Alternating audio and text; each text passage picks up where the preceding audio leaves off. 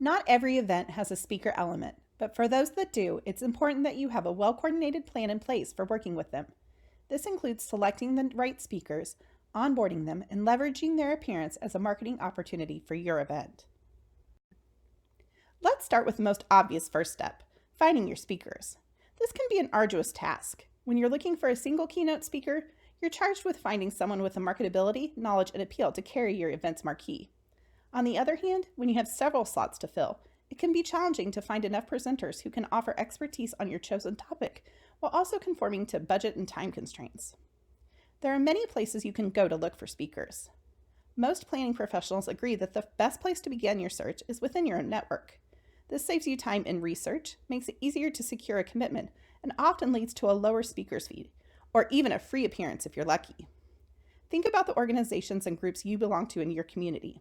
Professional associations, chambers of commerce, and nonprofit organizations you support can all be a great source of speakers for your club meetings and other events. You might also consider experts from within your own club and or donor list. It's amazing the gifts that our Sartomans have to offer. Another excellent source for speakers are elected officials, city government employees, and local universities. Each of these places has experts in programs that are likely to be of interest to your members. Likewise, groups like Toastmasters offer a wide array of speakers well-versed in interesting topics sure to draw the attention of your audience. The final place you may consider goes outside your community to resources like LinkedIn, the National Speakers Association, or even a traditional call for proposals. We all know that club funds are limited, so finding a free speaker can be a godsend when working on a shoestring budget. However, just because something is free, it doesn't mean that you should just accept it without thinking it through first. It's important that you make the experience as convenient as possible for your speaker. This means setting any expectations about what will be provided, whether it be a free meal, hotel accommodations, or travel reimbursements, up front so that everyone is on the same page. It's also important that the speaker has an appointed liaison who will work with them before, during, and after the event. They need to know who to go to with questions and issues. Finding virtual speakers will typically follow the same process as selecting on-site presenters, but there are a few additional considerations you might want to take into account. Format is one of the biggest considerations when it comes to choosing speakers for an online event. According to the American Society of Association Executives, there are many ways to incorporate speakers into your virtual program. For example, you could offer a pre-recorded interview between your club president and the speaker. The speaker can also pre-record their session on their own so that you can broadcast it during your virtual club meeting or other fundraiser. Of course, you can always go the traditional virtual route and just broadcast the session live. It's all about selecting the right format that works best for your event, speaker, and attendees. Comfort with technology is equally important to selecting virtual presenters, notes ASAE. You need to make sure that the presenter is equipped with the skills necessary to put on their presentation. Onboarding your presenters is critical to ensuring that your club's event runs smoothly. Planners across the board suggest putting all of the expectations, resources, and details that a speaker may need into a speaker's brief. The goal of this document, which can be as simple as a single email or as complex as a spiral-bound book, is to truly prepare a speaker, leading to better sessions and happier attendees. UK-based Gallus Events recommends that a brief include event logistics, when and where the event will be held, session details, the length and format of this session, and any information about other speakers or moderators that may be involved, presentation details, the deadline's preferred presentation software program, and any other expectations about delivery. AV details, what is available and how to request additional equipment if available. Audience information, a breakdown of attendees and their reasons for attending. Event objectives, what is the event trying to achieve? What are attendees trying to achieve by being there? Key themes, any themes that will run throughout the larger event, if applicable, especially if they will be utilized by other presenters or leadership. And finally, structure guidance, any suggestions about how to best present to your attendees. Of course, there are a few additional considerations for virtual events. Probably the most significant step is to hold practice sessions with all of your speakers. Even if they've done 1,000 speaking engagements before, doing a quick tech walkthrough ensures that they are comfortable with the system and gives you the opportunity to address any challenges. Before you actually hold your practice session, you'll need to do a little administrative work.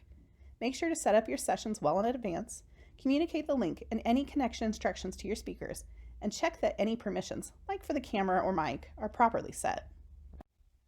During the practice session, it's important to have as many speakers as possible involved. There's only one presenter involved in your event? This is simple. However, when you have a longer event with several speakers or a moderated panel with 2 or 3 people, it's best that everyone receives the same information at the same time, as it leaves less room for error. When it comes to your tech, you will want to test things like enabling microphones and cameras, starting and stopping screen sharing, and managing comments and questions submitted by attendees. And finally, make sure to go through the troubleshooting protocol during this time. You can work out the kinks with your presenters and then put out a set of instructions for your attendees so that they don't face the same issues. Gallus Events offers a few additional best practices for working with speakers. Treat all speakers with common courtesy. Simple things like making sure that they are formally introduced and thanked at their session can go a long way. Record the session if possible, but only with their permission. This can be valuable if they want to pursue additional speaking opportunities.